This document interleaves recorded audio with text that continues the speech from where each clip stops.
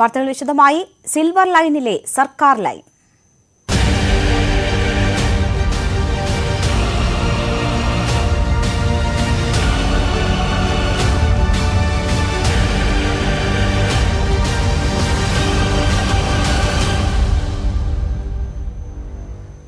Silver line survey നിർത്തിവെക്കാൻ സർക്കാർ തലത്തിൽ ധാരണ. പ്രതിഷേധങ്ങൾ ജനവികാരം എതിരാക്കുന്നുവെന്ന തിരിച്ചറിവിലാണ് നീക്കം. ബോധവൽക്കരണ പ്രവർത്തനങ്ങൾ ഊർജിതമാക്കിയ ശേഷം സർവേയുമായി മുന്നോട്ടു പോകാനാണ് ആലോചന. എന്നാൽ ഇത്തരമൊരു നിർദ്ദേശവും സർക്കാരിൽ നിന്ന് ലഭിച്ചിട്ടില്ല എന്നാണ് കേരയിൽ കോർപ്പറേഷന്റെ വിശദീകരണം. സിൽവർ ലൈൻ യാഥാർത്ഥ്യമാക്കാനുള്ള ത്വരിത നീക്കങ്ങൾ ഒരു വശത്ത്, മറുവശത്ത് ജനങ്ങളെ വിശ്വാസത്തിലെടുക്കാനുള്ള വഴികളും സർക്കാർ തേടുകയാണ്. ജനങ്ങളെ ദ്രോഹിച്ചുകൊണ്ട് ഒന്നിനുമില്ലെന്ന് മുഖ്യമന്ത്രി വ്യക്തമാക്കിയതിന് പിന്നാലെയാണ് സർവേ നടപടികൾ തത്കാലത്തേക്ക് നിർത്തിവെക്കാനുള്ള രാഷ്ട്രീയ തീരുമാനം. ഇത് സംബന്ധിച്ച വ്യക്തമായ സന്ദേശം സർക്കാർ കേരയിൽ കോർപ്പറേഷന് നൽകിക്കഴിഞ്ഞു. ഇന്നു പലയിടത്തും സർവേ നടപടികൾ ഉപേക്ഷിച്ചു. വരും ദിവസങ്ങളിലും സാഹചര്യങ്ങൾ പരിശോധിച്ച ശേഷം മാത്രമാകും സർവേയെന്ന് കേരയിൽ കോർപ്പറേഷൻ വ്യക്തമാക്കുന്നു. എന്നാൽ കല്ലിടൽ നിർത്തിവെക്കുന്നുവെന്ന ഔദ്യോഗിക പ്രഖ്യാപനം ഉണ്ടാകില്ല. അങ്ങനെ ചെയ്താൽ പദ്ധതിയിൽ നിന്ന് സർക്കാർ പിന്മാറുന്നുവെന്ന പ്രചരണം ഉണ്ടാകുമെന്നാണ് ആശങ്ക. ജനങ്ങളെ കാര്യങ്ങൾ ബോധ്യപ്പെടുത്തി മുന്നോട്ടു പോകാനുള്ള വഴികളാണ് കേരയിൽ കോർപ്പറേഷനും തേടുന്നത്. അതിനായി ബോധവത്കരണ പ്രവർത്തനങ്ങൾ ഊർജിതമാക്കും. സർക്കാരിന്റെ ഭാഗത്തു നിന്നും അത്തരം ശ്രമങ്ങൾ ഉണ്ടാകും. ഇതിനു പുറമെയാണ് CPM നേതാക്കളുടെ ഭവന സന്ദർശനം. ഇപ്പോഴത്തെ സാഹചര്യത്തിൽ ഏപ്രിലിൽ സർവേ പൂർത്തിയാക്കാൻ കഴിയില്ലെന്ന് ഏജൻസികളും കേരയിൽ കോർപ്പറേഷനെ അറിയിച്ചിട്ടുണ്ട്. സർവേക്ക് കൂടുതൽ സമയം അനുവദിക്കണമെന്നാണ് ആവശ്യം. കല്ലിടലിന് പകരം വഴികളെക്കുറിച്ചും ആലോചനകൾ സജീവമാണ്. ന്യൂസ് 18 തിരുവനന്തപുരം. സിൽവർ ലൈൻ പദ്ധതിക്കെതിരായ പ്രതിഷേധക്കാരെല്ലാം ഇടതു വിരുദ്ധരും സർക്കാർ വിരുദ്ധരുമല്ലെന്ന് CPI. കിടപ്പാടം നഷ്ടപ്പെടുന്ന ഭയം കൊണ്ട് സമരത്തിന് വരുന്നവരുമുണ്ടെന്ന് CPI assistant secretary Prakash Babu പറഞ്ഞു. പോലീസ് നടപടിയടക്കം തിരുത്തണമെന്നാണ് ആവശ്യമെന്നും അദ്ദേഹം തിരുവനന്തപുരത്ത് പ്രതികരിച്ചു. സിൽവർ ലൈനുമായി ബന്ധപ്പെട്ട് പ്രതിഷേധം നടത്തുന്ന ആളുകളെല്ലാം ഗവൺമെൻറ് വിരുദ്ധരാണ്, ഇടതുപക്ഷത്തിന് വിരുദ്ധരാണ് എന്നൊരു സമീപനം പാടില്ല എന്ന് മാത്രമാണ് ഞാൻ പറഞ്ഞത്. അതിപ്പോഴും അങ്ങനെ തന്നെയാണ് പറയുന്നത്. ആ സിൽവർ ലൈനുമായി ബന്ധപ്പെട്ട് കിടക്കാടം നഷ്ടപ്പെടുമെന്നുള്ള ഭയത്തിലൊക്കെ പ്രതിഷേധം നടത്തുന്ന നിരവധി ആളുകളുണ്ട്. അവരെ എല്ലാവരെയും ഗവൺമെൻറ്റിൻ്റെ ശത്രുക്കളായിട്ട് കാണേണ്ടതില്ല. അതാണ് ഞാൻ പറഞ്ഞത്. പോലീസിൻ്റെ ഭാഗത്തു നിന്നായാലും മറ്റ് സിവിൽ ഉദ്യോഗസ്ഥന്മാരായാലും അവരതിനകത്ത് കുറച്ചുകൂടി കോഷ്യസ് ആവേണ്ടതായിട്ടുണ്ട്. കേരളിനെതിരായ പ്രതിഷേധത്തിന്റെ ഭാഗമായി ആലപ്പുഴയിൽ കളക്ട്രേറ്റിനുള്ളിൽ തള്ളിക്കയറാൻ യൂത്ത് കോൺഗ്രസ് പ്രവർത്തകരുടെ ശ്രമം. പ്രവർത്തകർ കളക്ട്രേറ്റിന്റെ മതിൽ ചാടിക്കടന്നു. കളക്ട്രേറ്റ് വളപ്പിൽ കല്ലിടാനായിരുന്നു പ്രവർത്തകരുടെ ശ്രമം. യൂത്ത് കോൺഗ്രസ് പ്രവർത്തകർ ആലപ്പുഴ കളക്ട്രേറ്റ് ജംഗ്ഷനിൽ റോഡ് ഉപരോധിച്ചു. ഇവരെ പോലീസ് അറസ്റ്റ് ചെയ്ത് നീക്കി.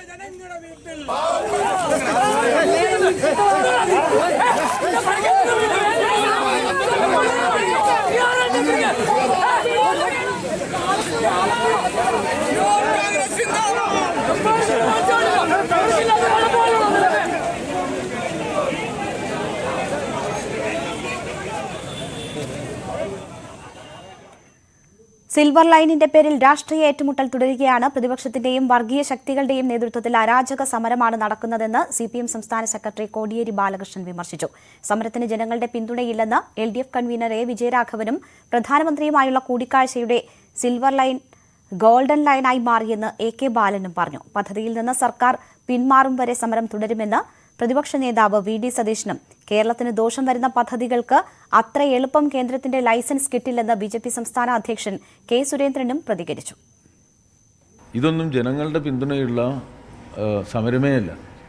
കോൺഗ്രസ്സുകാരും BJPക്കാരും UDFകാരും നടത്തുന്ന ചില ഒറ്റപ്പെട്ട സമരങ്ങളാണ്. ബഹുജന പിന്തുണ ഈ സമരത്തിനില്ല. ഇന്നലെ പാർലമെന്റിന്റെ മുമ്പിൽ കണ്ട സംഭവത്തോടുകൂടി ഇന്ത്യക്ക് അപമാനമാണ് കേരളത്തിലെ പ്രതിപക്ഷവും കേരളത്തിലെ പ്രതിപക്ഷ MPമാരും എന്ന് തെളിയിച്ചു കഴിഞ്ഞു. അപ്പോൾ സ്വാഭാവികമായും കേരളത്തിൻ്റെ വികസനത്തിന് വേണ്ടി പ്രവർത്തിക്കേണ്ട കേരളത്തിലെ പ്രതിപക്ഷ MPമാർ കേരളത്തിന് വികസനം വേണ്ട, റെയിൽ വേണ്ട, ഒന്നും വേണ്ട എന്ന നിഷേധാത്മക നിലപാട് സ്വീകരിക്കുന്നത് സാധാരണ നിലയിൽ ആലോചിക്കാൻ പോലും കഴിയുന്നില്ല. കെട്ടിവെച്ച കാശ് അടുത്ത തെരഞ്ഞെടുപ്പിൽ അവർക്ക് കിട്ടില്ല. പാർട്ടി കോൺഗ്രസ് നടക്കുന്നത് വരെ വിവാദം വേണ്ട എന്ന് സർക്കാർ അനൌദ്യോഗികമായി തീരുമാനിച്ചു എന്നാണ് ഞങ്ങൾ അറിയാൻ കഴിഞ്ഞത്. അല്ലാതെ താൽക്കാലികമായിട്ടാണ്. ഇനിയിപ്പോൾ ഈ കല്ലിടൽ നിർത്തിവെച്ചാലും സിൽവർ ലൈൻ പദ്ധതിയിൽ നിന്ന് സർക്കാർ പൂർണ്ണമായി പിന്മാറി എന്ന് മുഖ്യമന്ത്രി പ്രഖ്യാപിക്കുന്നതുവരെ UDF സമരവുമായി മുന്നോട്ട് പോകും. ഒരു തരത്തിലുള്ള അനുമതിയും കേന്ദ്ര ഗവൺമെന്റ് ഈ നിമിഷം വരെ കേരയിൽ പദ്ധതിക്ക് നൽകിയിട്ടില്ല. അത് വസ്തുതയാണ്. കേരളത്തിലെ ജനങ്ങൾക്ക് ഗുണകരമായ കാര്യങ്ങൾക്ക് സത്വര നടപടികളുണ്ടാവും. കേരളത്തിന് ദോഷം വരുന്ന പദ്ധതികൾക്ക് അത്ര എളുപ്പത്തിൽ ലൈസൻസ് കിട്ടില്ല. അതാണ് നരേന്ദ്രമോദി സർക്കാരിന്റെ ഒരു രീതി. സിൽവർ ലൈൻ പദ്ധതിയെക്കുറിച്ച് പ്രതികരിക്കാതെ CPM general secretary Sitaram Yechury. Party കോൺഗ്രസിൽ അവതരിപ്പിക്കാനുള്ള സംഘടനാ റിപ്പോർട്ടാണ് കേന്ദ്ര കമ്മിറ്റി യോഗത്തിന്റെ അജണ്ടയെന്ന് യെച്ചൂരി പറഞ്ഞു. So, comrade, there is a lot of protest going on in Kerala. I told you I won't answer that. If you want to ask about Central Committee meeting, you ask. Otherwise, no. What you said about the agenda you wanted. രണ്ട് ഭാഗത്തും മതിൽ ഉയരുന്നതാണ് silver line പദ്ധതിയുടെ പ്രധാന പ്രശ്നമെന്ന് E. Sreedharan. Buffer സോണിന് നഷ്ടപരിഹാരം കൊടുക്കേണ്ടി വരും. ഇത് ബ്രിട്ടീഷ് കാലഘട്ടമല്ല. സാമൂഹിക ആഘാത പഠനത്തിന് കല്ലിടേണ്ടതില്ലെന്നും E. ശ്രീധരൻ ചൂണ്ടിക്കാട്ടി. എന്തൊരു ഇടൻ അജണ്ട ഉണ്ട്, സർക്കാർ എന്തൊരു കമ്മിറ്റ്മെൻറ്റ് ചെയ്തിട്ടുണ്ട്, അതിനെങ്കിലും പുറത്തു ചാടാൻ പറ്റില്ല എന്നല്ല നില വന്നിരിക്കുന്നത്. അതുകൊണ്ടാണ് ഈ പദ്ധതി ആർക്കും കാണാൻ പറ്റുന്ന സംഗതിയാണത്. ഈ പദ്ധതി ഈ സമയം കൊണ്ടോ ഈ കോസ്റ്റ് കൊണ്ടോ ഈ ടെക്നോളജി വെച്ചിട്ടോ ചെയ്യാൻ പറ്റില്ല എന്ന്. പിന്നെ വേണം അതെന്നെ കൊണ്ട് നടക്കും പറയുകയാണെങ്കിൽ എന്താ ചെയ്യുക. കേരളയിൽ സർവേ നടക്കുന്ന പ്രദേശങ്ങളിലെ വീടുകളിൽ ഡിവൈഎഫ്ഐ ബോധവൽക്കരണം ആരംഭിച്ചു. സംസ്ഥാന വ്യാപകമായ സന്ദർശന പരിപാടിക്ക് കണ്ണൂർ തളാപ്പിൽ നിന്നാണ് തുടക്കമായത്. സംസ്ഥാന സെക്രട്ടറി VK സനോജിന്റെ നേതൃത്വത്തിൽ നിർദ്ദിഷ്ട പദ്ധതിക്കായി സർവേ കല്ലിട്ട വീടുകളിൽ ബോധവൽക്കരണം നടത്തി. ചോറ്റാനിക്കരയിൽ ജനസഭ ഡിവൈഎഫ്ഐ സംസ്ഥാന പ്രസിഡന്റ് S. സതീഷ് ഉദ്ഘാടനം ചെയ്തു. പദ്ധതി ജനങ്ങൾക്ക് വിശദീകരിച്ചു നൽകുമെന്നും ആശങ്കയകറ്റാൻ ലക്ഷ്യമിട്ടാണ് വീട് കയറി ബോധവൽക്കരണ പരിപാടിയെന്നും നേതാക്കൾ വ്യക്തമാക്കി. സിൽവർ ലൈൻ പദ്ധതിയിൽ സംസ്ഥാന സർക്കാരിനെതിരെ ചങ്ങനാശ്ശേരി അതിരൂപത ആർച്ച് ബിഷപ്പ് ജോസഫ് പെരുന്തോട്ടം. പ്രതിഷേധത്തെ അധികാരവും ശക്തിയും ഉപയോഗിച്ച് സർക്കാർ അടിച്ചമർത്താൻ ശ്രമിക്കുന്നതായി ദീപിക ദിനപത്രത്തിൽ എഴുതിയ ലേഖനത്തിൽ പെരുന്തോട്ടം വിമർശിച്ചു. വിമോചന സമരത്തിന് ശ്രമമെന്ന് പരിഹസിക്കുന്നത് പ്രശ്നം കൂടുതൽ വഷളാക്കുമെന്നും ബിഷപ്പ് ജോസഫ് പെരുന്തോട്ടം മുന്നറിയിപ്പ് നൽകുന്നു. ഡോക്ടർ നീന പ്രസാദിന്റെ നൃത്തം തടസ്സപ്പെടുത്താൻ ശ്രമിച്ചുവെന്ന ആരോപണം അടിസ്ഥാനരഹിതമെന്ന് ജില്ലാ ജഡ്ജിയുടെ കത്ത്. സംഭവത്തിൽ പ്രതിഷേധിച്ച അഭിഭാഷകർക്കെതിരെ ജില്ലാ ജഡ്ജി ബാർ അസോസിയേഷന് നൽകിയ കത്തിലാണ് നൃത്തപരിപാടി തടസ്സപ്പെടുത്താൻ ശ്രമിച്ചിട്ടില്ലെന്നും ഡിവൈഎസ്പി അമിതമായി ഇടപെട്ടതാണെന്നുമാണ് ജില്ലാ ജഡ്ജി വ്യക്തമാക്കുന്നത്. News 18 exclusive.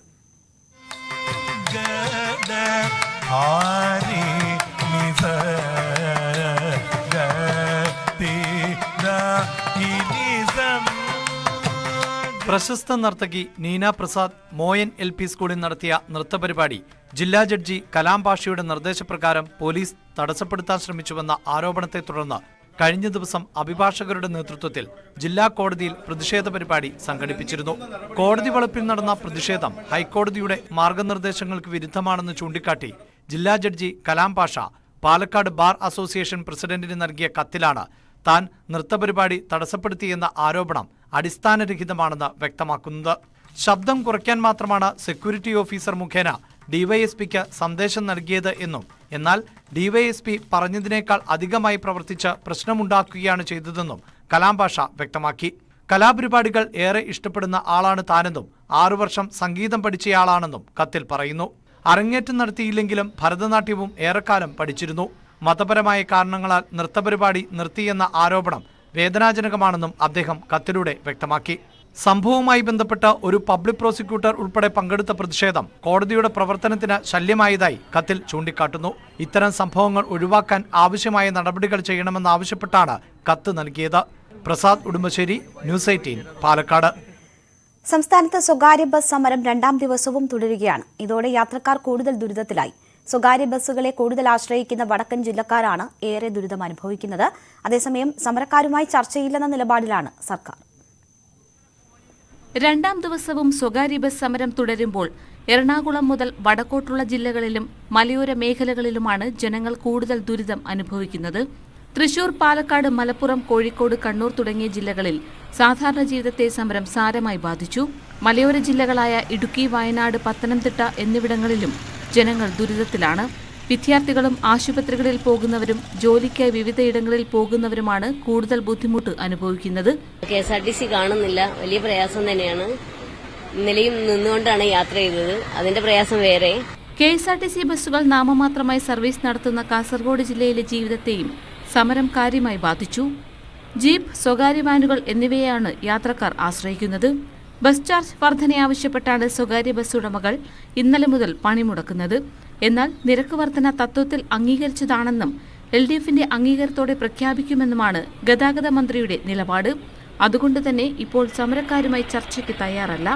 ഈ മാസം 30-നാണ് ഇനി LDFും മന്ത്രിസഭാ യോഗവും ചേരുന്നത്. അതുകൊണ്ട് തന്നെ സമരം തുടരുമെന്നാണ് സൂചന. ന്യൂസ് 18 കോഴിക്കോട്. രാജ്യത്ത് ഇന്ധനവില കുതിച്ചുയരുന്നു. പെട്രോൾ ലിറ്ററിന് 87 പൈസയും ഡീസലിന് 84 പൈസയുമാണ് ഇന്ന് കൂടിയത്. ഈ ആഴ്ച ഇത് 3-ാം തവണയാണ് വില വർദ്ധിപ്പിക്കുന്നത്. 4 ദിവസം കൊണ്ട് പെട്രോളിന് ₹2.65 ഡീസലിന് ₹2.53 കൂട്ടി.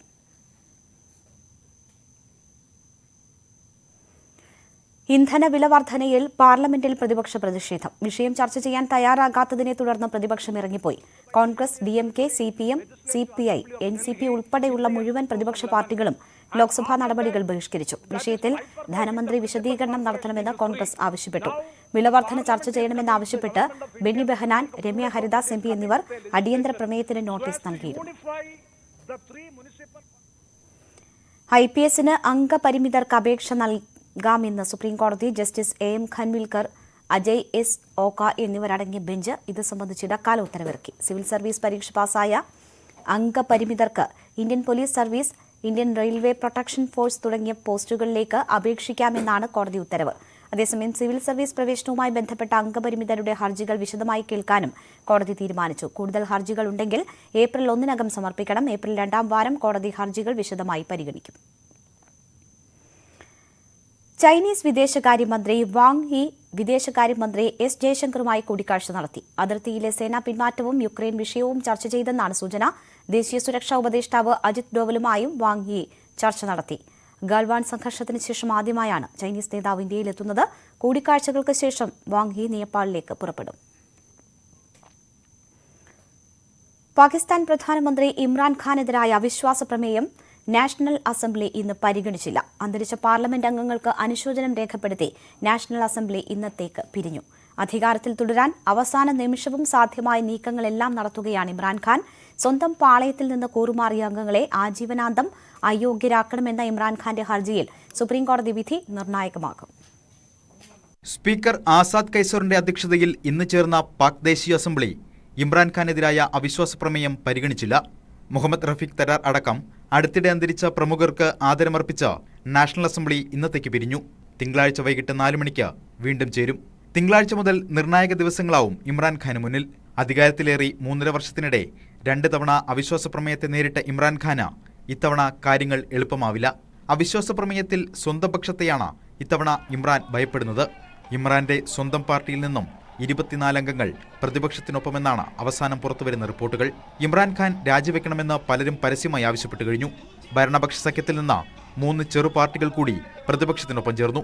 ഈ 3 പാർട്ടികളിലായി 17 അംഗങ്ങളുണ്ട്. 172 പേരുടെ പിന്തുണയാണ് അവിശ്വാസത്തെ മറികടക്കാൻ ഇമ്രാന് വേണ്ടത്. കണക്കുകൾ ഇങ്ങനെയാണെങ്കിലും അവസാനം വരെ പോരാടുമെന്ന ഉറച്ച നിലപാടിൽ തന്നെയാണ് ഇമ്രാൻഖാൻ. പ്രധാനമന്ത്രി സ്ഥാനം രാജിവെക്കില്ലെന്ന് ഇമ്രാൻ കഴിഞ്ഞ ദിവസം പ്രഖ്യാപിച്ചിരുന്നു. വിമത MPമാരെ ആജീവനാന്തം തെരഞ്ഞെടുപ്പിൽ മത്സരിക്കുന്നതിൽ നിന്ന് വിലക്കണമെന്ന തന്റെ ഹർജിയിൽ പാക് സുപ്രീം കോടതിയിൽ നിന്ന് അനുകൂല വിധിയുണ്ടാകുമെന്നാണ് ഇമ്രാന്റെ വിശ്വാസം. പാക് സൈന്യം പ്രതിപക്ഷത്തിനൊപ്പമായതിനാൽ ഇമ്രാന്റെ മുന്നിൽ മറ്റ് പോംവഴികളില്ലെന്നാണ് നിരീക്ഷകരുടെ പക്ഷം. പാകിസ്ഥാനിൽ ഇതുവരെ തിരഞ്ഞെടുക്കപ്പെട്ട ഒരു പ്രധാനമന്ത്രിയും 5 വർഷം തികച്ചിട്ടില്ല. അതേ വിധിയാകുമോ ഇമ്രാനും? അതോ ചരിത്രം വഴിമാറുമോ? International desk, news 18.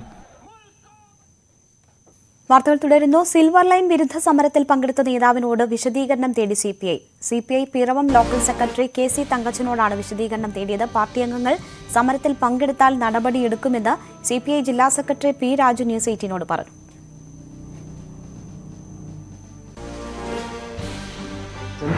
മാത്രമാണ് അതിൽ പങ്കെടുത്തിട്ടുള്ളൂ. വേറെ ഒരു സ്ഥലത്തും ഒരു CPIക്കാർ പങ്കെടുത്തായിട്ട് മാധ്യമങ്ങളോ ആരും തന്നെ റിപ്പോർട്ട് ചെയ്തിട്ടില്ല. തങ്കച്ചൻ്റെ പേരിൽ അങ്ങനെ LDF അംഗീകരിച്ച പരിപാടി, പാർട്ടി അംഗീകരിച്ച പരിപാടിക്കെതിരായി പ്രവർത്തിച്ചാൽ അതിൻ്റെ പാർട്ടിയുടെ സംഘടനാപരമായ നടപടി സ്വീകരിക്കപ്പെടും. അതിനുള്ള നടപടികൾ കമ്മിറ്റി വഴിയോടെ സ്വീകരിച്ചിട്ടുണ്ട്. 2 ദിവസത്തിനുള്ളിൽ പുറത്തു വരുത്തിയിരുന്നുണ്ട്. ഇപ്പോൾ വിശദീകരണം സാധാരണഗതിയിൽ ഒരാളെ നടപടി ചെയ്ത് വിശദീകരണം ചോദിക്കണം. അതൊന്ന് ചോദിച്ചിട്ടുണ്ട്. തീയതി 3 ദിവസത്തിനകം കിട്ടുമെന്നാണ് പ്രതീക്ഷിക്കുന്നത്. കമ്മിറ്റി കൂടി ആവശ്യമായ നടപടികൾ തീർച്ചയായിട്ടും സ്വീകരിക്കും. സിജോ ബിജോൺ വിവരങ്ങളുമായി ചേരുകയാണ്. സിജോ, ഈ Piravom local CPI Piravom local secretary സമരത്തിൽ പങ്കെടുത്തത് ഈ സമരരംഗത്തുള്ളവരൊക്കെ വലിയ രീതിയിൽ പ്രചരിപ്പിക്കുകയും വിവാദമാവുകയും ഒക്കെ ചെയ്തതാണ്. ഈ സാഹചര്യത്തിലാണോ ഈ നടപടി എടുക്കുന്നത്? CPIക്ക് തന്നെ പക്ഷേ വിഷയത്തിൽ ചില എതിരഭിപ്രായങ്ങളുണ്ട്.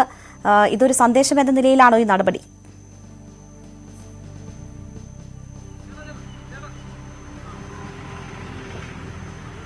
ഇന്നലെയാണ് CPI Piravom local secretary KC Thankachan ഈ സിൽവർ ലൈൻ വിരുദ്ധ സമരത്തിൽ പങ്കെടുക്കുന്നത്. പാഴൂരാണ് ഈ തങ്കച്ചന്റെ വീട് ഈ പദ്ധതി വരുമ്പോൾ നഷ്ടമാകുകയും ചെയ്യുന്നതാണ്.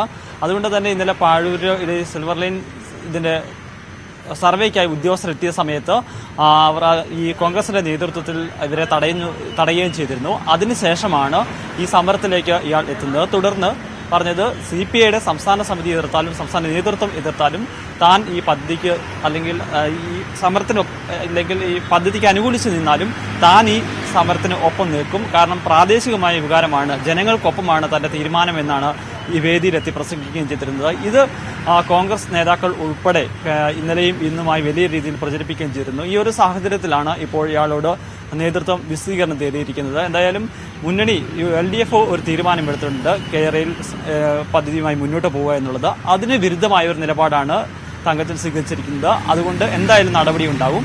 ഈ നടപടി സ്വീകരിക്കുന്നതിന് മുന്നോടി എന്ന നിലയിലാണ് ഇപ്പോൾ പാർട്ടി നേതൃത്വം അയാളോട് വിശദീകരണം തേടിയിരിക്കുന്നത്.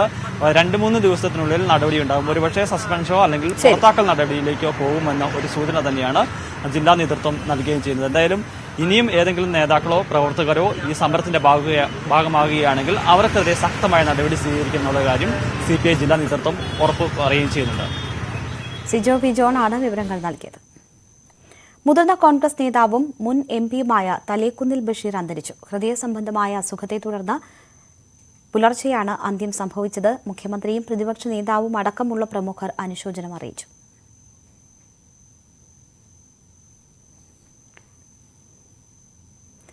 LJD-JDS ലയനം സ്വാഗതാർഹമെന്ന് മന്ത്രി K. കൃഷ്ണൻകുട്ടി. ഇതുമായി ബന്ധപ്പെട്ട ഔദ്യോഗിക ചർച്ചകൾ തുടങ്ങിയിട്ടില്ല. BJPക്കെതിരെ ശക്തമായ ഇടപെടലിന് ജനതാ പാർട്ടികളുടെ ലയനം അനിവാര്യമാണ്. അധ്യക്ഷനടക്കമുള്ള സ്ഥാനങ്ങൾ തർക്ക വിഷയമല്ലെന്നും മന്ത്രി പറഞ്ഞു. ഞങ്ങൾ എല്ലാവരും കുടുംബത്തിലെ അംഗങ്ങളല്ലേ, അതിലൊരു പ്രത്യേക ഇതൊന്നും വേണ്ട ആവശ്യമില്ല. ചർച്ചകൾ തുടങ്ങിയിട്ടേ ഇല്ല. എന്നിട്ട് ചർച്ചയല്ല, അത് ആ ഒരു സന്തോഷമുണ്ട്, കൂടിയാലല്ല അതിലൊരു സന്തോഷമുണ്ട്. ആ ഒരു ആശയം മുന്നോട്ട് വെച്ചാൽ ഒരു സന്തോഷമുണ്ട്. നമ്മളെ യോജിക്കുക എന്നുള്ളത്. ഞങ്ങൾ 76 ഇല്ലേ അടിയന്തരാവസ്ഥ കഴിഞ്ഞപ്പോൾ ജനതാ പാർട്ടി ഉണ്ടാകുമ്പോൾ ഇവിടെ ആരും തടസ്സമൊന്നും പറഞ്ഞില്ലല്ലോ. സ്ഥാനത്തിനൊന്നും ആർക്കും ഒരു പ്രശ്നം ഉണ്ടായിരുന്നില്ല. അത് നമ്മുടെ ആവശ്യമാണ്. രക്താർബുദം ബാധിച്ച 7 വയസ്സുകാരന്റെ ജീവൻ നിലനിർത്താൻ കൈകോർത്ത് സുമനസ്സുകൾ. ശ്രീനന്ദന്റെ ജീവൻ നിലനിർത്താൻ ജനിതക സാമ്യമുള്ളവരെ കണ്ടെത്താൻ ക്യാമ്പിൽ നിരവധി പേരാണ് സന്നദ്ധരായി എത്തുന്നത്. തിരുവനന്തപുരം ഹസൻ മറിക്കാർ ഹാളിലാണ് ക്യാമ്പ് നടക്കുന്നത്. 7 വയസ്സുകാരൻ ശ്രീനന്ദന്റെ ജീവൻ രക്ഷിക്കാൻ വേണ്ടിയാണ് ഈ ആൾക്കൂട്ടം. 2 മാസം മുൻപാണ് ശ്രീനന്ദന് രക്താർബുദം സ്ഥിരീകരിച്ചത്. അന്നു മുതൽ രക്തം മാറ്റി നൽകിയാണ് ജീവൻ നിലനിർത്തുന്നത്. രക്തം ഉൽപ്പാദിപ്പിക്കേണ്ട രക്തമൂലകോശം നശിച്ചു പോയതിനാൽ ശരീരം രക്തം ഇപ്പോൾ ഉൽപ്പാദിപ്പിക്കുന്നില്ല. അതിനാൽ രക്തമൂലകോശം മാറ്റിവെക്കാൻ ജനിതക സാമ്യമുള്ളവരെ കണ്ടെത്തണം. അതിനാണ് ക്യാമ്പ്. ശ്രീനന്ദനെ പോലെ ഒരുപാട് കുഞ്ഞുങ്ങൾ ഈ ഒരു മാച്ചിന് വേണ്ടിയിട്ട് നോക്കുന്ന ആളുകളുണ്ട്, ഈ ഒരു ട്രീറ്റ്മെന്റിന് വേണ്ടിയിട്ട്. അപ്പോൾ ഇവർക്കൊക്കെ ആവശ്യം ഒരു മാച്ചാണ്. അപ്പോൾ ആദ്യം നമ്മൾ മാച്ച് നോക്കുന്നത് നമ്മുടെ കുടുംബത്തിലായിരിക്കും. അപ്പോൾ കുടുംബത്തിൽ നിന്നൊരു മാച്ച് കിട്ടാനുള്ള സാധ്യത 30%. അപ്പോൾ കുടുംബത്തിൽ നിന്നൊരു മാച്ച് വരാതെ ഇരിക്കുന്ന ഒരു സമയത്ത് നമ്മൾ പുറത്തുള്ള ആളുകളുടെ മാച്ച് നോക്കേണ്ടതായിട്ട് വരും. 18-നും 50-നും ഇടയിൽ പ്രായമുള്ള ആളുകൾക്ക് ഒരു ദാതാവായിട്ട് രജിസ്റ്റർ ചെയ്യാം. ഇത് നമ്മൾ ഏറ്റെടുക്കേണ്ട ഒരു ക്യാമ്പയിനാണ് വാസ്തവത്തിൽ. കാരണം ഒരു കുഞ്ഞിൻ്റെ ജീവന് വേണ്ടി, അതല്ലെങ്കിൽ ഇങ്ങനെ നമ്മൾ ഈ സ്റ്റെം സെൽസിൻ്റെ കാര്യത്തിൽ ഒരു ക്യാമ്പ് ഇങ്ങനെ സംഘടിപ്പിക്കുമ്പോൾ മറ്റ് പലരെയും കൂടെ സഹായിക്കാൻ നമുക്ക് പറ്റിയെന്ന് വരാം. പ്രതീക്ഷയ്ക്ക് നമുക്കൊരിക്കലും വിരാമം വെക്കാൻ പറ്റുന്നില്ല. കാരണം ഇതെൻ്റെ കുഞ്ഞിൻ്റെ ഒരു ജീവനായിട്ട് നമുക്ക് നല്ല പ്രതീക്ഷയുണ്ട്. 45-50 ഡേയ്സിനുള്ളിലേക്ക് സാമ്പിൾ കളക്ഷൻ വന്നു കഴിഞ്ഞാൽ അത്രയും സമയം നമുക്കിതിന് അനുവദനീയമായിട്ടുള്ളൂ. കാരണം വെച്ചാൽ നമ്മുടെ കുഞ്ഞിനെ ഇപ്പോൾ നമ്മൾ സ്റ്റെറോയിഡ് കൊടുത്തിട്ടാണ് നിർത്തിയേക്കുന്നത്. News 18 Thiruvananthapuram. Kozhikode Malabar Christian College ക്യാമ്പസിൽ അപകടകരമായി വാഹനം ഓടിച്ചവർക്കെതിരെ നടക്കാവ് പോലീസ് കേസെടുത്തു. 3 +2 വിദ്യാർത്ഥികൾക്കെതിരെയാണ് നടപടി. ഇന്നലെ മോട്ടോർ വാഹന വകുപ്പും വിദ്യാർത്ഥികൾക്കെതിരെ കേസെടുത്തിരുന്നു. സാഹസിക പ്രകടനം തടയുന്നതിൽ സ്കൂൾ അധികൃതരുടെ ഭാഗത്തുനിന്ന് ഗുരുതര വീഴ്ചയുണ്ടായെന്ന് കോഴിക്കോട് RTO വ്യക്തമാക്കി. ഉത്തർപ്രദേശ് മുഖ്യമന്ത്രിയായി യോഗി ആദിത്യനാഥ് അല്പസമയത്തിനകം സത്യപ്രതിജ്ഞ ചെയ്യും. ലക്നൌവിലെ അടൽ ബിഹാരി വാജ്പേയി സ്റ്റേഡിയത്തിൽ 4 മണിക്കാണ് ചടങ്ങ്. പ്രധാനമന്ത്രി നരേന്ദ്രമോദി, അമിത് ഷാ, രാജ്നാഥ് സിംഗ്, JP നദ്ദ അടക്കമുള്ളവർ ചടങ്ങിൽ പങ്കെടുക്കും. ബംഗാളിലെ ബീർഭൂവിലുണ്ടായ രാഷ്ട്രീയ കലാപം CBI അന്വേഷിക്കും. കൊൽക്കത്ത ഹൈക്കോടതിയാണ് അന്വേഷണം CBIക്ക് വിട്ടത്. കേസ് ഡയറി CBIക്ക് കൈമാറണം. ഏപ്രിൽ 7-നകം പ്രാഥമിക റിപ്പോർട്ട് നൽകാൻ കോടതി ഉത്തരവിട്ടു. തൃണമൂൽ കോൺഗ്രസ് നേതാവിന്റെ കൊലപാതകത്തിന് പിന്നാലെയുണ്ടായ കലാപത്തിൽ 8 പേർ കൊല്ലപ്പെട്ടിരുന്നു. അക്രമികൾ വീടുകൾ തീയിടുകയായിരുന്നു. പോലീസ് നടത്തിയ അന്വേഷണത്തിൽ 22 പേരെ അറസ്റ്റ് ചെയ്തു. സംഭവത്തിൽ കേന്ദ്ര ആഭ്യന്തര മന്ത്രാലയം റിപ്പോർട്ട് തേടി. വയനാട് നമ്പിക്കൊല്ലിയിൽ ഇപ്പോൾ സൂര്യകാന്തി വസന്തമാണ്. നെന്മേനി പഞ്ചായത്തിലെ നമ്പിക്കൊല്ലി പാടശേഖരത്തിലാണ് കത്തുന്ന വേനലിലും നിറക്കാഴ്ചയൊരുക്കി സൂര്യകാന്തി പൂത്തു നിൽക്കുന്നത്. ഈ റിപ്പോർട്ടോടുകൂടി ബുള്ളറ്റിൻ പൂർണ്ണമാകുന്നു. നമസ്കാരം.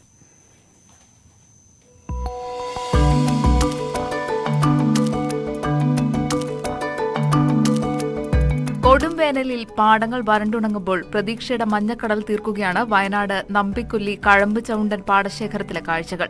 ഒരേ ഏക്കറിലാണ് ഇവിടെ സൂര്യകാന്തി പൂത്തു നിൽക്കുന്നത്. ഭക്ഷ്യ എണ്ണ കൃഷിക്ക് സർക്കാരിൽ നിന്ന് ആനുകൂല്യം ലഭിച്ചാൽ വലിയ പ്രോത്സാഹനമാകുമെന്ന് കർഷകനായ ബാലകൃഷ്ണൻ പറയുന്നു. സൂര്യകാന്തി പാടം കാണാനും ഫോട്ടോ എടുക്കാനും നൂറുകണക്കിന് ആളുകളാണ് എത്തുന്നത്. ഓയിൽ സീഡ്സിനുള്ള ആനുകൂല്യങ്ങൾ ഇപ്പോൾ സർക്കാരിൻ്റെ സംവിധാനത്തിലില്ല. എന്നാലും എന്നെക്കൊണ്ട് കഴിയാവുന്നതെല്ലാം ചെയ്യാമെന്ന് അനുപമ മാഡം എന്നോട് പറയുകയും അതിനനുസരിച്ച് അവരുടെ പൂർണ്ണ സപ്പോർട്ടോടുകൂടി തന്നെയാണ് ഈ കൃഷി ഞാൻ ഈ വർഷം ചെയ്തിട്ടുള്ളത്. സാധാരണ ഈ വേനൽക്കാലത്ത് തരിച്ചു കിടക്കുന്ന പാടങ്ങളിൽ ചെയ്യാവുന്ന ഒരു വിളയാണ്. ഒപ്പം തന്നെ കാണുന്നവർക്കൊരു സന്തോഷവും. കഴിഞ്ഞ വർഷവും ബാലകൃഷ്ണൻ സൂര്യകാന്തി കൃഷി ചെയ്തിരുന്നു. വയനാട്ടിലെ കാലാവസ്ഥ സൂര്യകാന്തി കൃഷിക്ക് അനുയോജ്യവും ലാഭകരവുമാണെന്ന് കർഷകൻ പറയുന്നു. ന്യൂസ് 18 വയനാട്.